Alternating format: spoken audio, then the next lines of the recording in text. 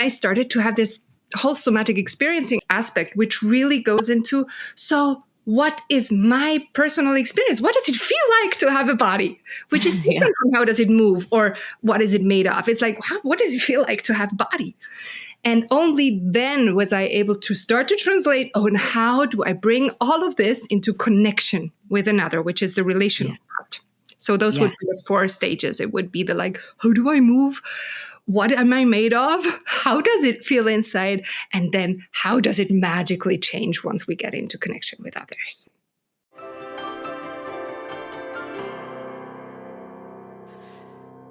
If you've ever felt depleted, overwhelmed, or like you're carrying too much on your own, this episode is for you. Hi, welcome to Securely Attached. I'm Dr. Sarah Bren, a clinical psychologist and mom of 2.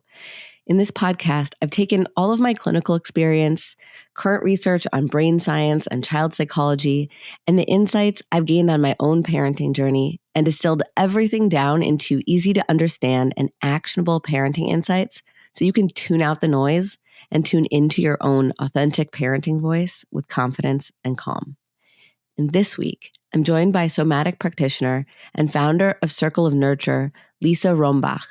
Lisa does beautiful work supporting mothers through embodied relational practices that help people feel safer in their bodies and less alone in their experience.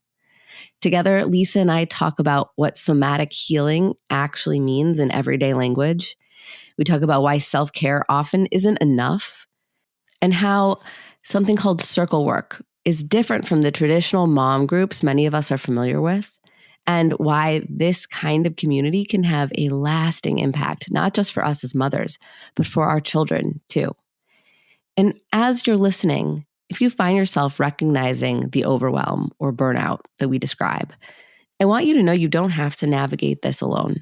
At Upshur Bren Psychology Group, we support mothers not just as parents, but as whole people, helping you feel more grounded, regulated, and supported so you can show up for yourself, show up in your relationships, and show up in your parenting in a way that feels sustainable and true to you. Our practice offers both virtual and in-person services, and we work with children, parents, and families all under one roof. So whether that means supporting a child who's struggling, helping a parent who feels depleted or stuck, or working on the relationship dynamics that affect the whole family system, you don't have to piece support together from different places. We are here to be a single, trusted resource so you can get the care and support you deserve. You can find a link to Upshur Bren Psychology Group in the episode description wherever you're listening, or visit upshurbren.com to learn more. Okay, now here is my amazing conversation with Lisa Rombach.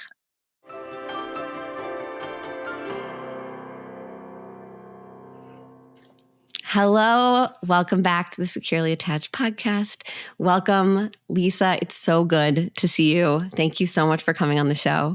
Hey, thank you for having me. It's been a while since I've seen you. I've been blessed to be able to have spent a whole weekend in person with you. But it's still really good just to see you virtually. How is everything going? How are you doing? Yeah, actually, since you've been here, one thing has stayed the same, which is my Circle of Nurture studio and the carpet that you sat on. Things are still happening there every week. And our family of 4 has moved within the city of Vienna, but that's been a big thing. And I think every mother knows the logistics of moving 4 people's things is very different than moving just your own. So I feel like I've accomplished a big thing. And yes. I'm back. Yeah. I'm sure this will come up in this conversation, but I always say any transition, but especially something like a move, I always say a transition is like a snow globe. You shake it and all the snow moves. It's you can't just move house. The whole life feels like it's in a flurry, and then it takes time for everything to settle back down. But I feel like that's the big, when you're settled, when all the little stuff feels like it has settled.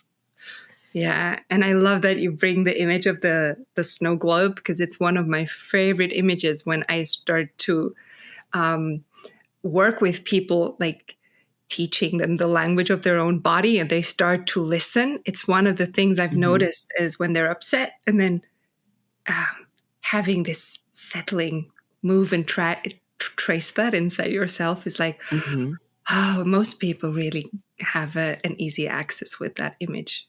So, yeah. And so you bring up something that's very relevant to what we're talking today. And some people who are listening we like skipped over kind of grounding and orienting people. But if you're listening, you're like, what are you guys talking about? So why don't we start out by explaining a little bit about what you do and like this work that you do is grounded in somatic theory, somatic, I guess practice is the best word because it encompasses so many elements of it. But a lot of people don't know what somatic even means. So maybe we could start there and then you could tell us a little bit of how you got into this work. Yes, I'd love to share. And I think that especially the somatic practice that you mentioned is a very good way to start because I don't know how much you know about that, but I come from the background of music. I grew up the daughter of a violin maker and a violinist and pianist. And that means my earliest memories are those of singing together. Learning to play the violin was my first conscious learning journey, acquiring a skill. And it also made me very aware of the subtleties that we as humans are able to perform with our hands and also to notice with our hands. And very early on, I think music was a language that allowed me to master skills that are related to rhythm and pacing and attunement and storytelling. And, you know, the high energy moments of life and the low energy. So a lot of the things that you can also encounter in many bodies of somatic work, but also the work of my husband, Ale Duarte, which over the last 8 years, I've also worked alongside with him and have deepened my own practice. So how did I come from music to working with people? It's pretty much been a parallel path all my life. So, you know, I was one of those kids that the family said like, oh, wow, she's got these magic hands. When she touches someone, then the pain goes away, you know, it just gets better. And I guess there was a curiosity that I had always about how life moves. And there's ways to describe this in words. But then as you get, like you were seeing me right now, but some people that are hearing me, like there's a lot of gesturing happening in my body. And I think that is one of those translations that happens silently the whole day long. We're translating like what's moving through us into language.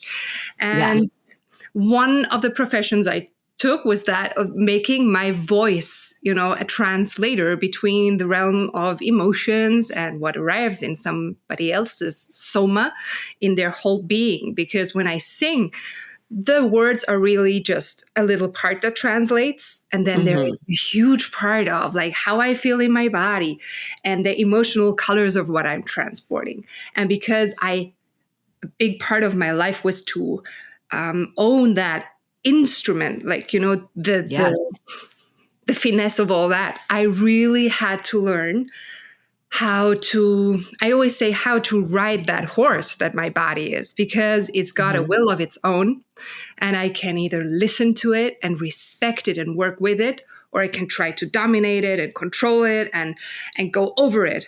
And it's something that we will talk about more as my work with mothers, and that includes birthing and bringing up children. And some of you might recognize that this is something that also brings us in contact with all the things that are beyond our will. And so this is maybe the junction where I see the biggest connection piece. And yeah, just to give you an idea. So I was a young student, I was singing, and I knew that now it's serious. Now it's a profession. Now I need to know what to do. And it became much more difficult because I tried to get something right instead of just enjoying the music. And I think that's something that happens to us in parenting as well. It's like sometimes we run into our own ideals instead of just being in the enjoyment of the wonder of life that's unfolding in front of our eyes. We're trying to be the good student, trying to be the good mom. We're trying to get an A. Yes. And in that moment, yeah. Something I changes. feel like that's like the perpetual, that's my big, I think, internal struggle with motherhood is like the competing forces in me. That's like, slow down, tune in, be, trust, listen, wait. Right.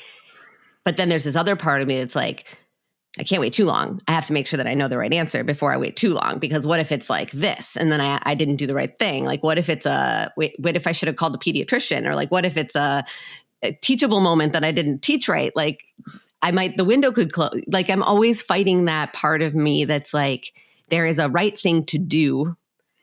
And if I miss that window, I failed. Like I got a bad grade.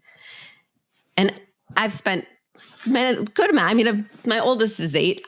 I've spent a solid chunk of the last 8 years trying to understand how to listen more to the other part. But that was not intuitive initially. Like I think I had to get permission from other women in my life that had already kind of figured that piece out, to say, hold on, you can slow this down. You can tune in. You might know more than you think you do. And that really but I didn't know that I could do that at first. Someone had, like a wiser woman had to tell me that. I feel like that's a lot of what you facilitate. I think that sitting with other women is what equipped me for motherhood before I became a mother. And it's something that I am very passionate about providing more of, like just contribute to this broken web of connections amongst these wise beings that we are. It's like a mosaic where each of us holds a piece, but when we put it together and we step away and look at it together, all of a sudden we see this bigger picture that makes so much sense and that we can just not paint alone. Yeah. And I really like that you talked about sort of in kind of introducing the idea of like, okay, somatic practice has a lot to do with being in tuned to our, internal experience and the space between us and another, and then another's internal experience, right? Soma means body, right? And working with the body and the connection between the body and the mind. But I love that you started this off by explaining your experience with music, because I think a lot of people, when they think about mind-body stuff, they can get it can feel super abstract. It can sometimes like drift off into the land of like woo, and people get lost and they're like, I don't really buy that. I don't really get that. It's foreign to me. We've atrophied a lot of this sort of normalizing this natural intuition, natural awareness of our body's energy as a society. So it's not like we're constantly talking about it and noticing it when it's there. But I do think anybody listening can appreciate that like music is a very sort of normalized example of this, right? Like music is our ability to learn the art of music, to learn the craft, and to like practice an instrument, whether it's your voice or a musical instrument, I think is really universally accepted that there's something invisible to the eye that's sound waves, there's energy, there's a whole lot of invisible stuff that's happening that we absolutely accept is happening, like, because you hear it, right? You feel it. Some people with like if you've ever heard of synesthesia, some people can even see it, Like their synesthesias where like there's some cross wiring in the brain and like you like see colors in sounds. It's very cool and interesting phenomenon. But like we totally accept that this is very, very real. And I would imagine too, as a child being so exposed to music, that's a lot like learning a language, right? Like there's a whole part of your brain that's being wired to attune to the nuances of that language that, had it not been practiced, would have atrophied, just like most of our like linguistic abilities atrophies as we get older. But like there's this really like plastic stage in our brains where like we could learn any language or learn any instrument because it's really the same idea. And so I'm so glad that you brought that up and painted that picture, because I feel like it really kind of helps people, like as we start to talk about something that could feel sort of abstract, like it helps people maybe have a concrete parallel to map it onto. Yeah, like as you speak, one thing that comes to mind, and let me know if this is going off topic too much, but today we're gonna also talk about my work that I do with mothers in the format of Mother's Circle, and in addition to the one-on-one work that I do. And just to fill in the blanks between my music life growing up and then the somatic work that I've been doing, I've had my own practice since 2008. So like I'm coming up to 20 years soon. Yeah. And it was really singing that brought me there, because I had to find this way to work with that instrument. And a lot of singing, well, especially as a classical singer, means to consciously let go. And that includes your diaphragms. Mm-hmm. I think that is one of the big correlations between the work I've done with mothers and my own mothering and the singing, is that we need to somehow feel safe enough to let this natural coordination happen between all our diaphragms in the body. And that, of course, is especially in the moment that we become mothers through birth. This is like a crucial part. But it's really what brought me there, because I went and I had a Feldenkrais workshop on just the tongue and the larynx. And I was so deeply impressed how these very subtle movement sequences that you explore in the Feldenkrais method, I actually unlocked this whole chain of my diaphragms in my body. And it made me so curious that in my beginning 20s, while I was still studying singing, I started to study the Feldenkrais method in depth. And then for about 10 years, I studied with this amazing teacher whose name is Jeremy Krause, who specialized in working with children with disabilities. And for 10 years, I really was allowed to learn alongside him a lot about adaptability, a lot about abilities. And this was one big piece that informed my work. And then because I also wanted to understand the medical side of it, I went and I became a medical massage therapist, and I started to explore the structural work. I did a lot of work with fascia, and I started to also listen to the different rhythms in the body, studying craniosacral therapy. So for me, it was really piecing together this puzzle. Yeah. And then like a map almost. Yes. Like a map of how it's all connected, how the body is all connected. Territory. Yes, exactly. And that's how I found the work of Dr. Peter Levine, and I became a somatic experiencing practitioner. And that was already a big piece of where I started to understand, whenever I had to sing in front of an audience, that I didn't feel as open or appreciative, but rather like very judgmental, or, like almost predatory, like especially in university when you're a young student and people look at you as something that's to be taken apart, or like, it can be very threatening. And I think that was a big piece of information for me to be like, my whole somatic experience, my whole soma changes in this silent dialogue of how people look at each other and how they're with each other, which is a big part of what you work with, right? Yes. That's so interesting. I'm just realized it's like almost like these building blocks of like, okay, first as a musician, understanding like, okay, how does like, my diaphragm and like my lungs and like when I move air into my vocal cords, and how does it all, like, how is my body make this music?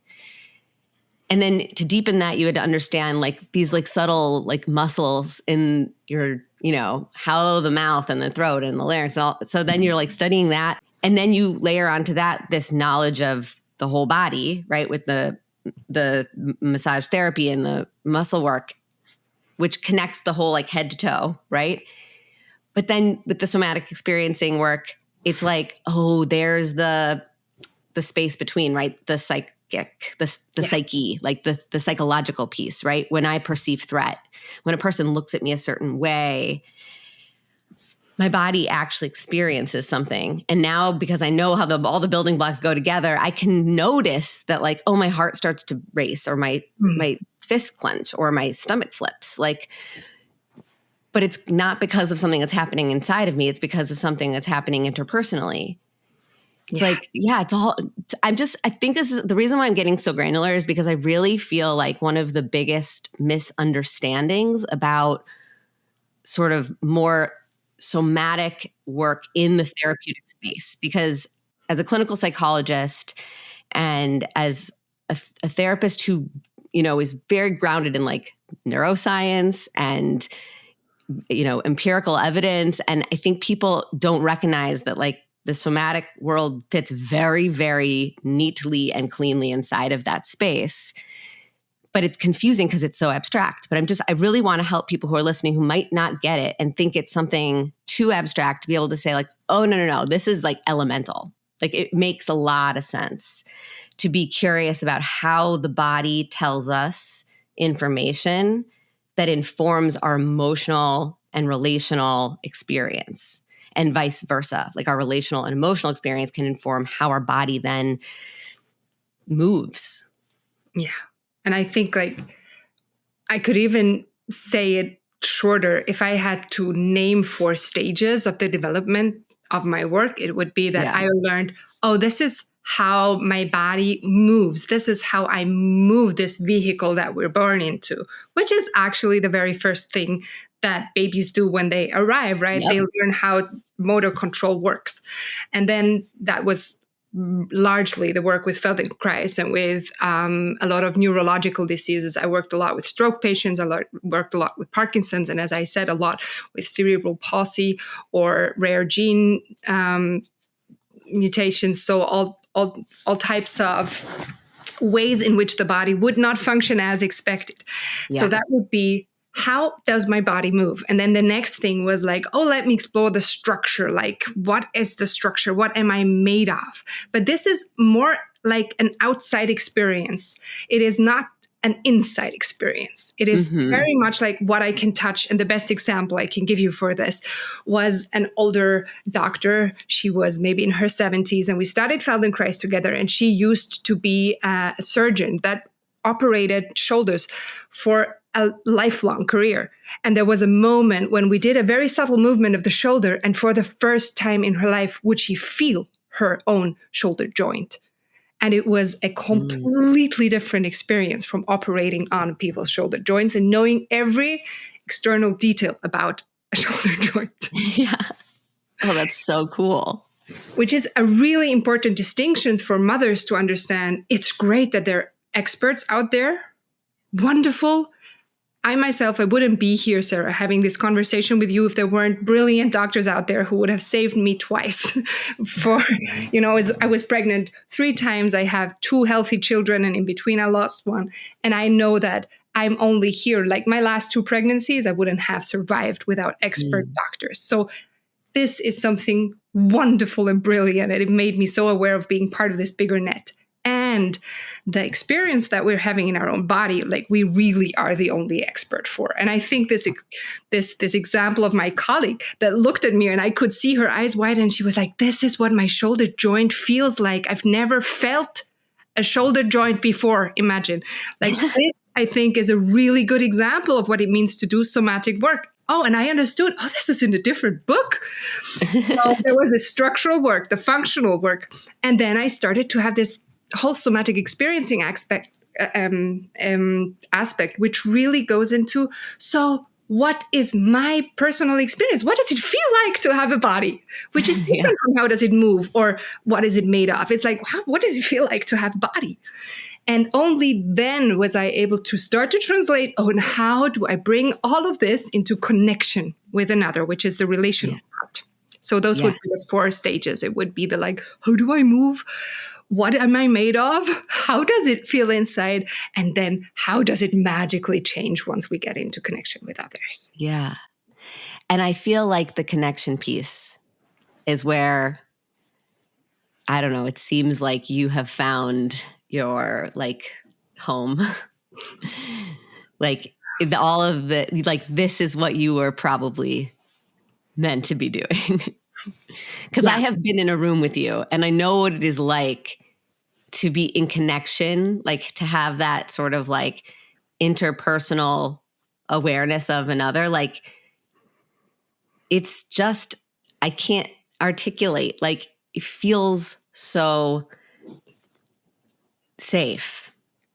And, you know, like, I can't even say it. It's just like, it's like a feeling that I don't have words for, but like, yeah, there's like, you talk a lot about the idea of like embodied presence, and you are very good at doing that. Like, you are present. And when a person in a room is present, it really has a ripple effect and allows everyone else to kind of, oh, wait, hold on. I'm orienting here, where I'm here and I'm with these people.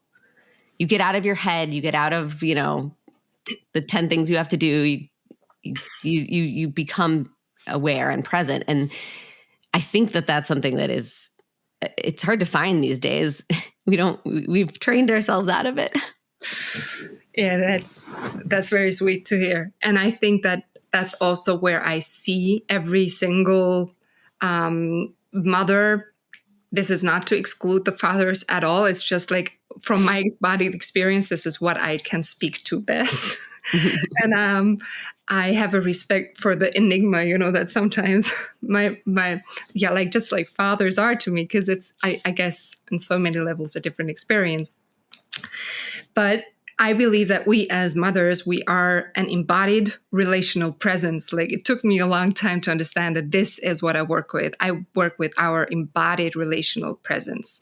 And you cannot take out any of the 3 pieces, because this makes a whole lot of difference. And I have found this wonderful teacher. Her name is Kimberly Ann Johnson. And I know that we found each other because of her back in the day when she was teaching a course together with my husband on Jaguar parents.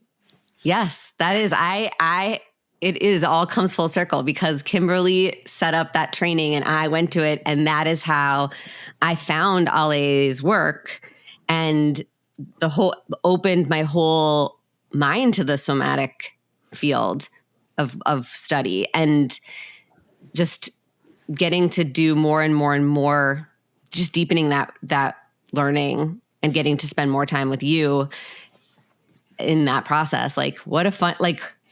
Yeah, I was also, I'm so happy being here, because I thought, like, look, this is so interesting how the pieces fall into place. Yeah. And so Kimberly, who's also a best-selling author and is like doing trailblazing work of her own, she's a very dear friend of my husband's. And I saw what Kimberly was doing and I thought, this is amazing to have someone around who is doing this much needed work of also including our lower body in the conversation, because I was lucky enough to grow up with a mother and a grandmother that really taught me a lot about my body. And overall, I had a very supportive experience. And I noticed not everyone is as lucky to get taught words that let you express what you need. And there's always like, it's an ongoing journey, because our body changes, our needs change.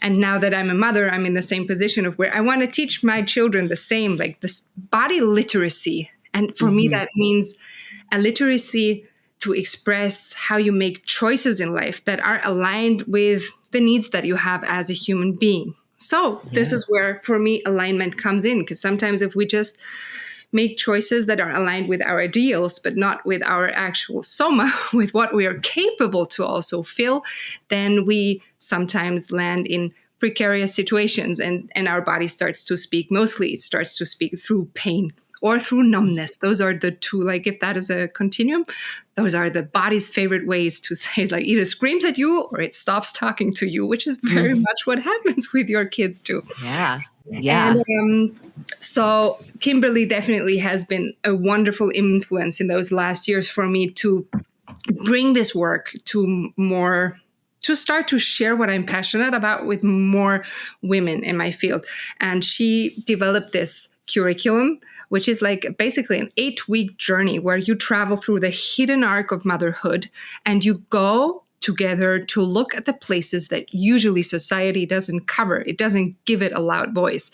It is not spoken about clearly enough that we find ourselves mirrored in how we find, the mainstream is writing about or talking about motherhood. And I think it is so important to include the big transition we go through as a woman. This is one thing, is that our own relationship with our body changes, and because our body changes a lot. Yeah. And often this is secondary to everything that's happening with this young life. That's all of a sudden our sole responsibility, together with a partner if we're lucky, but it's a very intense job. Yes. And so this is one thing that's easily overlooked, is our own metamorphosis. And this is something that Mother Circle wants to also take care of, because the better we as mothers are cared for, the more effortlessly our children are cared for. And this is something that I see as elemental. We have a culture that encourages us to give our everything for our children and abandon ourselves. And this is not the way I believe in. So you mentioned it before. I call my work, the place of my work is called Circle of Nurture. And it really comes that there needs to be a somewhat circular movement of giving and receiving. And that needs to happen continuously. Yeah. And so Mother Circle for me is filling in the gap of the mothers receiving not only each other's attention, not only Kimberly's wisdom through my mouth, like sharing her wonderful curriculum, but it's really receiving their own attention, their own love, and making space to receive more from the people around them. And to make this an expressed necessity. Is not a right. It's just a necessity that we all get nurtured, because we're the nurturers. So hence Circle of Nurture. Right. I mean, the idea of, because there's so much right now about parental burnout. Like there's a lot of studies being done and papers being written about it. It's becoming like an actual operationalized and like identified thing that one can study. Like they've measured it now. And I even did a podcast, like a deep dive on parental burnout. I'll link it in the show notes because it summarizes some of the research. It's pretty interesting. I learned a lot when I was like prepping for it. But it's like, okay, we can pour all this in time and energy into understanding burnout and putting Band-Aids on it. But it's a pretty simple solution. Not easy, but simple. Fill it back up.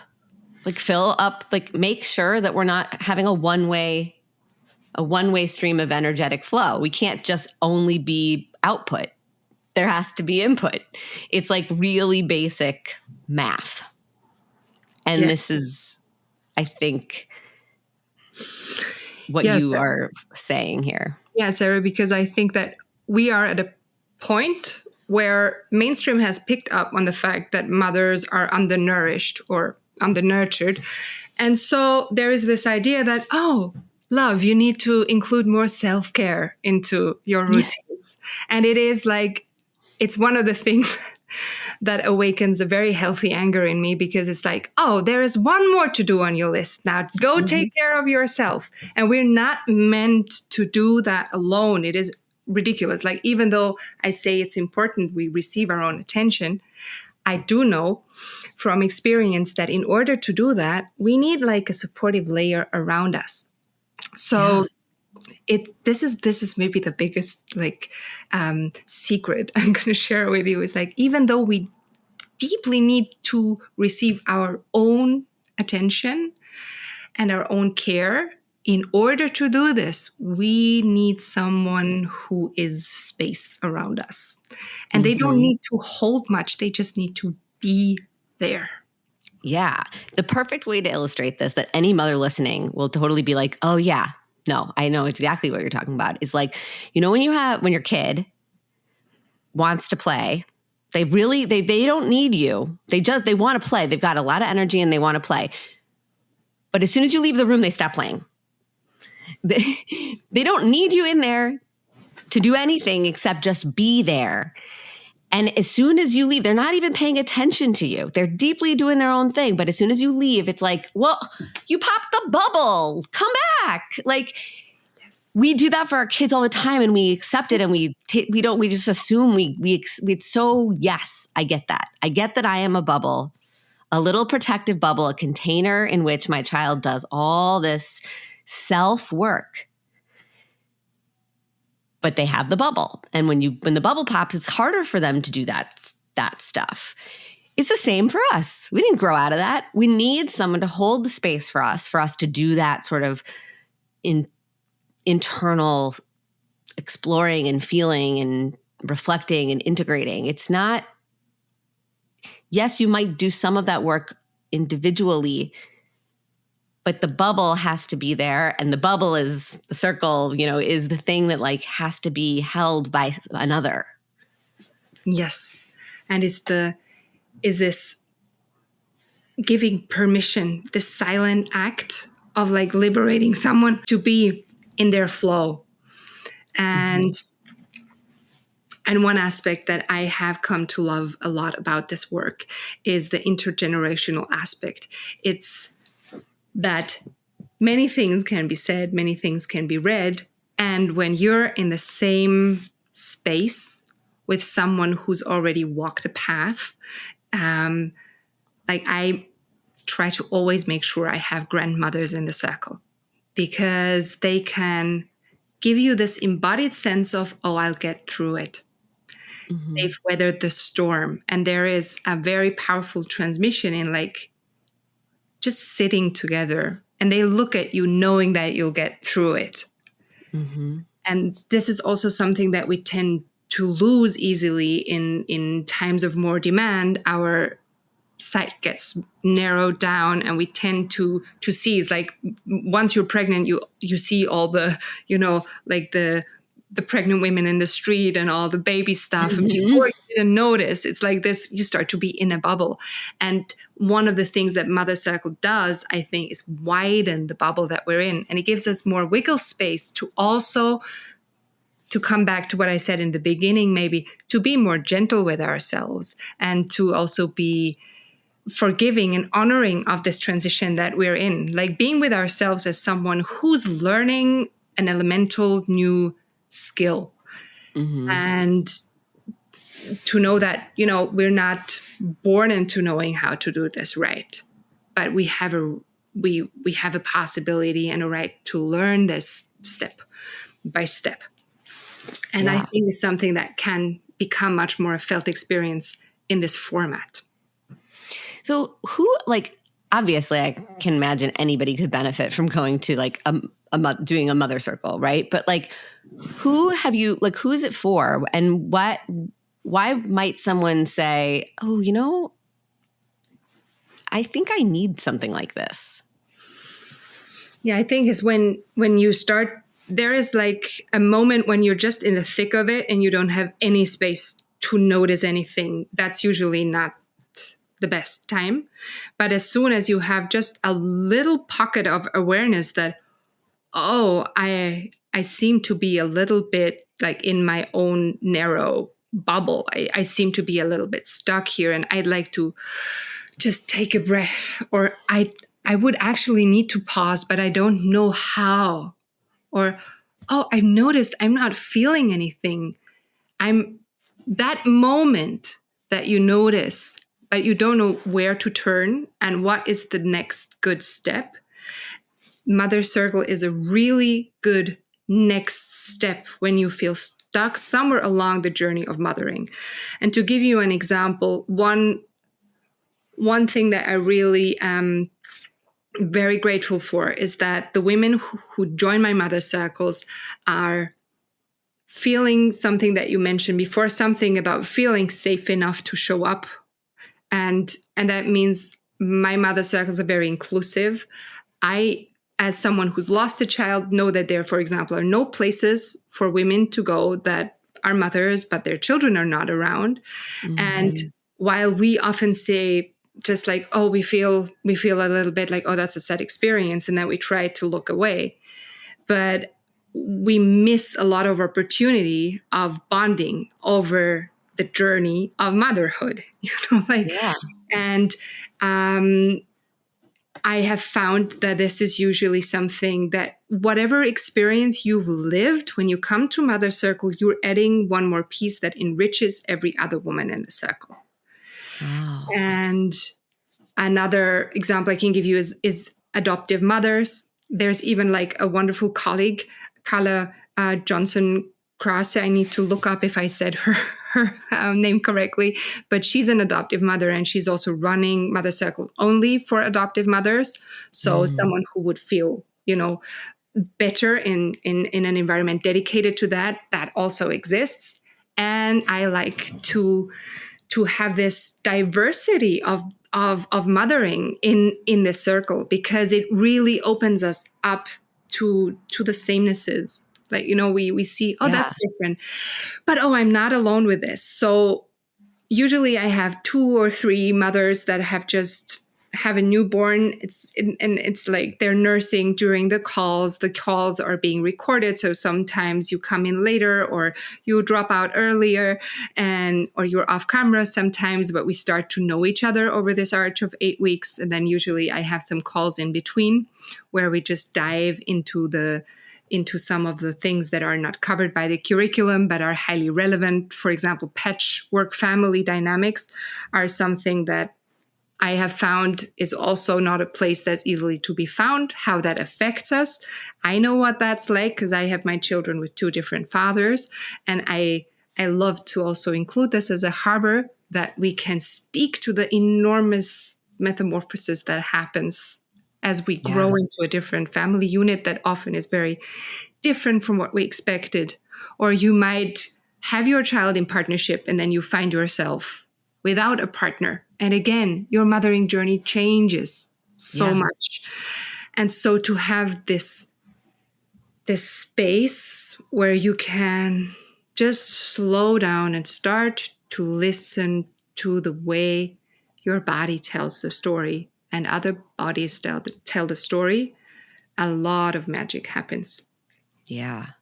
I love that the diversity of it, like you were saying, the intergenerational piece, having people who have gone through the developmental journeys before, like the developmental timeline, but also to have people who have entered into motherhood from different doors and to be able to learn from and see ourselves in those other people, even though our stories might feel different. And like the ability for some people who might feel like, I don't know that I'm supposed to be here, or like I want to be here. I feel like I'm supposed to be here, but I'm not sure if I'm allowed to be here. Like to break that story into pieces, like to break that open and rewrite that, like, oof, that feels so important. And I can give you another example of my dear colleague, Lisa Rombach. She's a sexologist from the UK, and we've done some work for women in person also that had a lot to do with accepting our own bodies and the way that we can bring care to our own bodies. And she herself has had 2 ectopic pregnancies, but at the same time, she really felt like she wanted to be closer to this whole bubble of mothering and wanted to understand it better. And so last year, she was in Mother Circle for a whole round. Before she had only taught, but then she joined for it. And this year she's about to have her baby, and in 2 or 3 weeks. And I'm sharing this because she's a journalist and she's writing extensively about it, and I know I can share it. And And it's been, for her, it's been a wonderful place also to prepare for motherhood. So to be allowed, it's almost like there is this secret club of mothers, and to be allowed into these inner rooms is something that I think it is sacred. And if we have this understanding, we're here to be with what mothering brings up.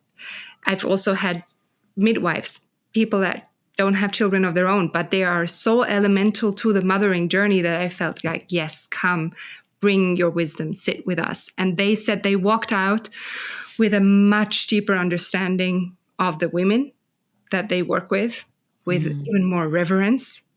And us as mothers, imagine you get to be one-on-one with a midwife that's seen so many things and metabolized so much. So I really, now as I'm sharing this with you, I just realize how many gifts I'm receiving through Mother Circle. And maybe the last example I'm going to give you just to round out this arch is that we start, and this is by design because Kimberly has designed this with a lot of intention.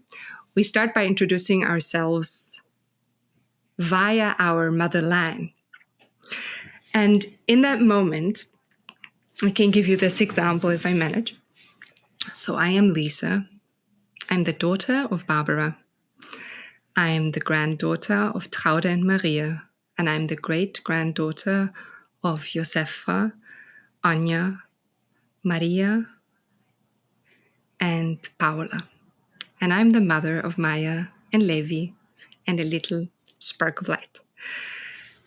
And the moment we start to name our grandmothers and great-grandmothers, usually we start the circle, and the introduction is very short because people are like, oh God, I don't even know the name of my grandmother. She was only just Oma or Granny.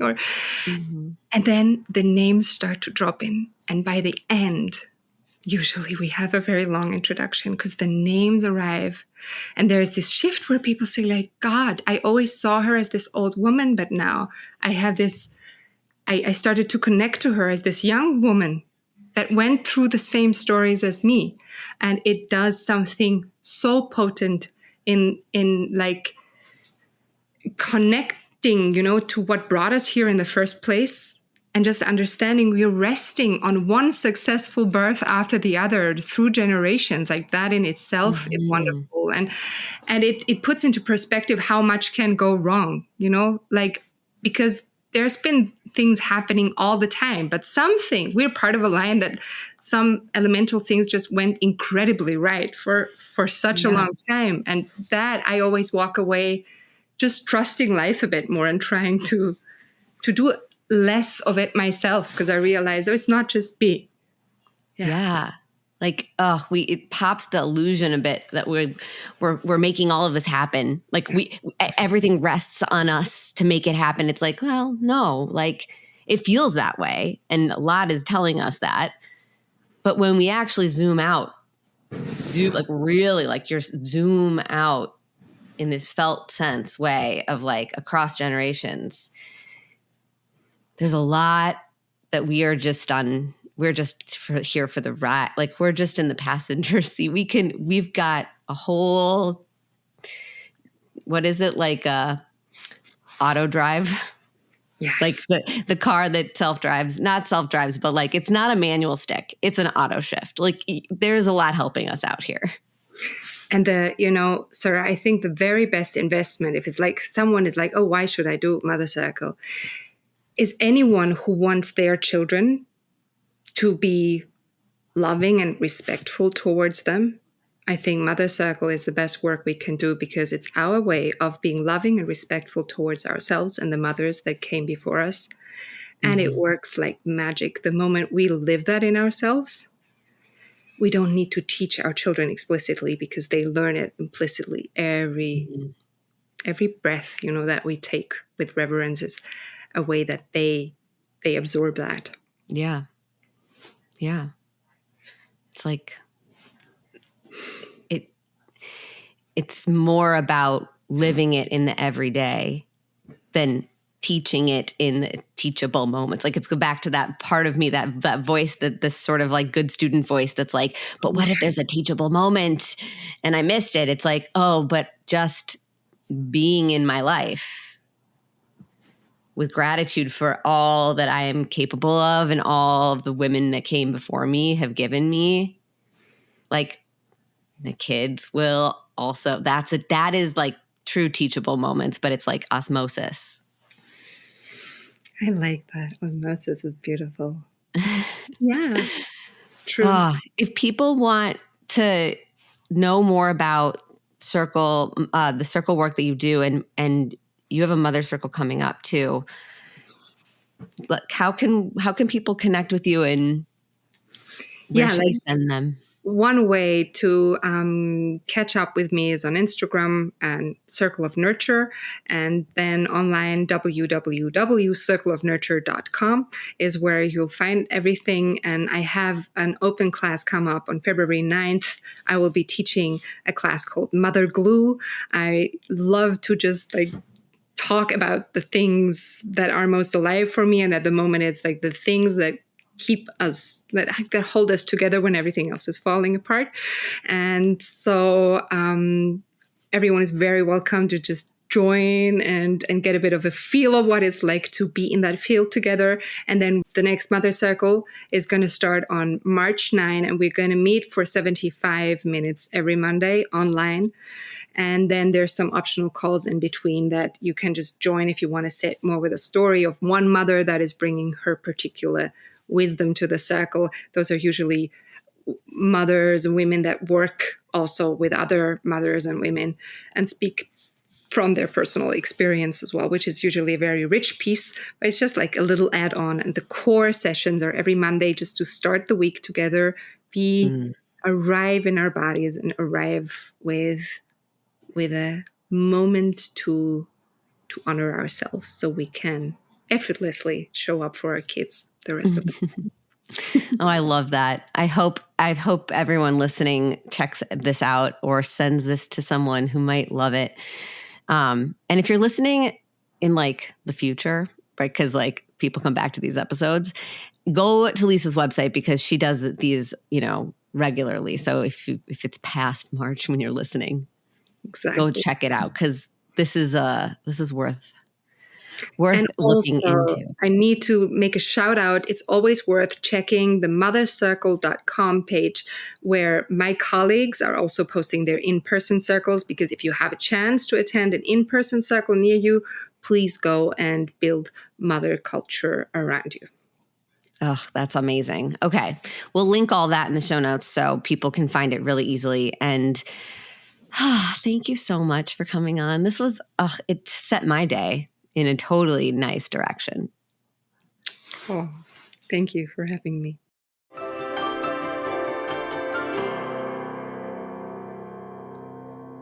Thank you so much for listening. I hope this conversation about why mothers need support, containment, and connection just as much as our children do has left you feeling a little less alone, a little more understood, and maybe even a bit more feeling some permission to receive the support that you deserve.